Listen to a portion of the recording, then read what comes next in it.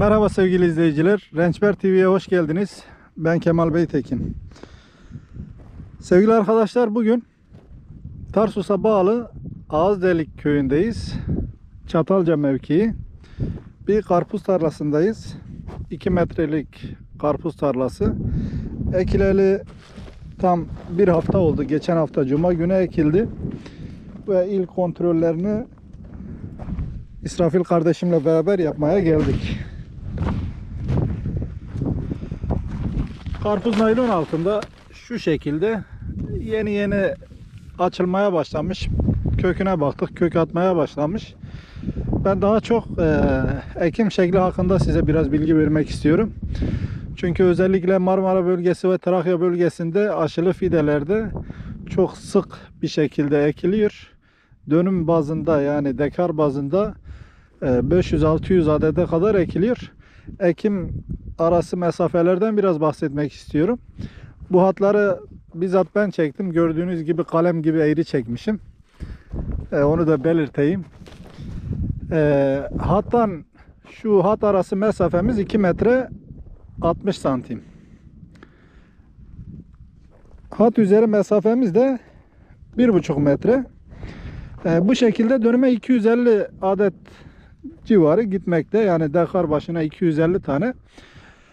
250 tane ile 300 tane arasında aşılı karpuz fidesi, dibini çiziyorum. Aşılı karpuz.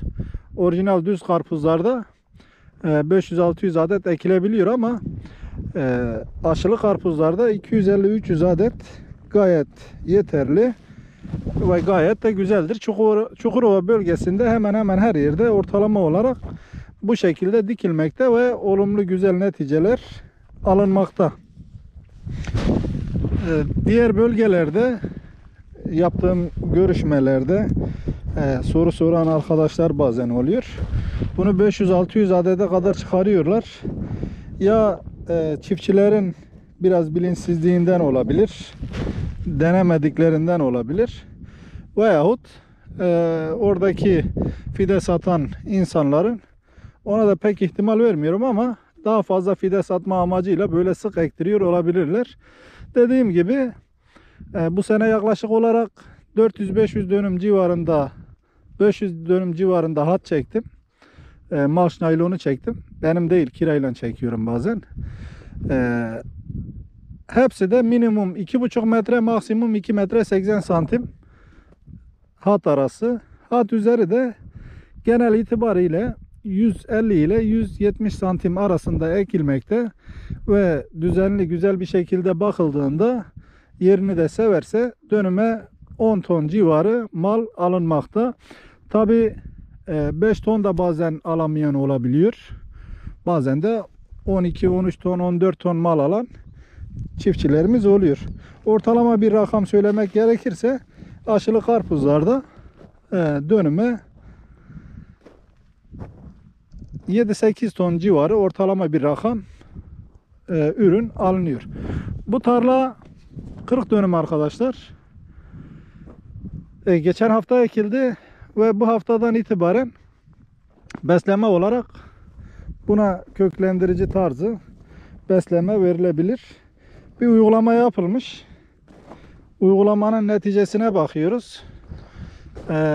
İlerideki arkadaş da X firmasının solucan gübresi satış temsilcisi. Bir bölgeye biz solucan gübresi uyguladık. Benim videolarda genelde Harun Hoca'nın, ben kendim Harun Hoca'nın solucan gübresini kullanıyorum. Ormi solucan gübresi. Ondan da gayet memnunum. Solucan gübresi hakkında konuşulacak çok şey var.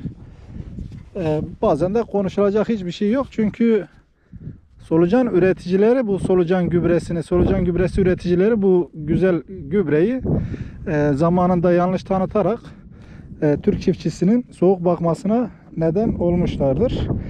Yani daha önceleri, şimdi ben böyle Anarya gidiyorum, rüzgar geliyor, fazla ses bozulmasın diye böyle yapıyorum. Zamanında bu solucan gübresi üreten arkadaşların en büyük hataları, çiftçiye olsun, bayiye olsun, gelip sadece bu solucan gübresini atın, başka hiçbir şey atmanıza gerek yok diye lanse edilip tanıtılan bu ürün, çiftçilerin de bu şekilde uygulama yapıp netice almamasından dolayı Türk çiftçisinin soğumasına ve ürünün piyasadan yavaş yavaş silinmesine doğru gidilmekte.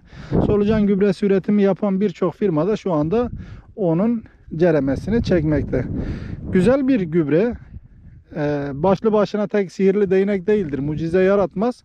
Ama düzgün kullanırsanız, kullanmayı bilirseniz son derece muhteşem sonuçlar alabilirsiniz. Bu uygulamada bunlara ne yapıldı? Biraz sonra İsrafil'den bir sorarız. Neler atılmış, neler atılmamış. Şahsen benim karpuzum olsaydı ben ilk uygulamada bir solucan gübresi artı MAP gübresi verirdim. Biliyorsunuz MAP gübresinde yüksek oranda fosfor var. Fosfor verdiğiniz zaman demir vermemeniz gerekiyor. Ya da başka suda vermeniz gerekiyor. İlk dönemde bitkinin fosfora ihtiyacı var hem köklenme açısından. Ama havalar soğuk olduğu zaman bu fosforu alamayabiliyor. Bir yaprak uygulaması yapmak gerekiyor. Fakat böyle naylon altında da yaprak uygulaması yapıldığında tehlikeli sonuçlar doğurabilir. Şimdi şöyle bir öbür tarafa doğru da bir gidelim. Şöyle öbür tarafa doğru gidelim ve durumun ne olduğunu biraz bakalım. Bu sene karpuz ekilişi biraz fazla. Bu arada şeyi unuttum herhalde. Çeşidi söylemeyi unuttum. Çeşit Yüksel Tohum'un Usta diye bir çeşidi burası. Bu bölgede Starburst daha çok tercih ediliyor. Erkencilikte de Üstün F1 o da tercih ediliyor. Genel olarak durumlar bundan ibaret.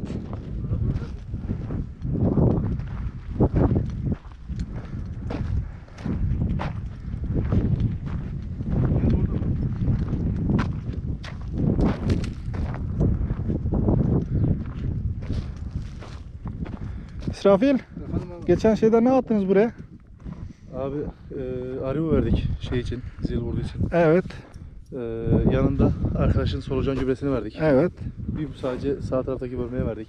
Evet. Sonucunu gözlemlemek için. Geldik. Ne gördün? Fark gördün mü abi iki taraf arasında?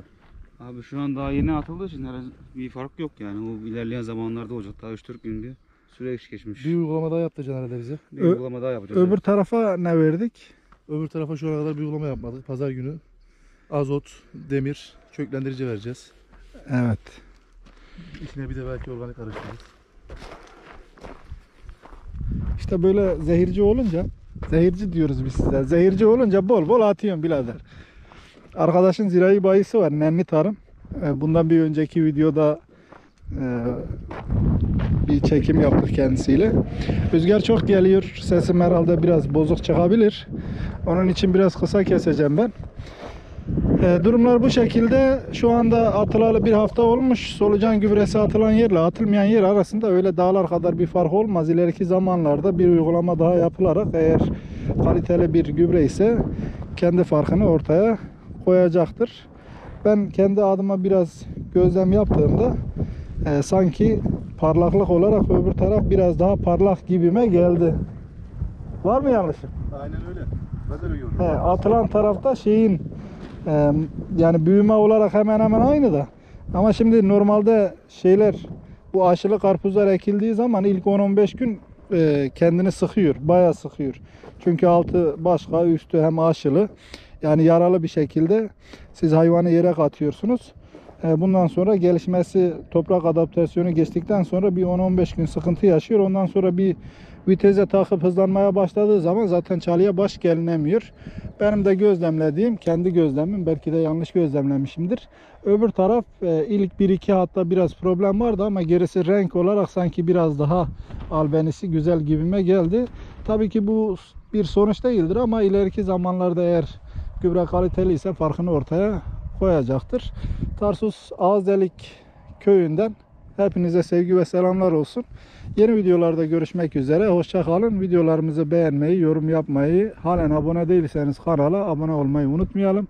Hoşça kalın sevgili arkadaşlar.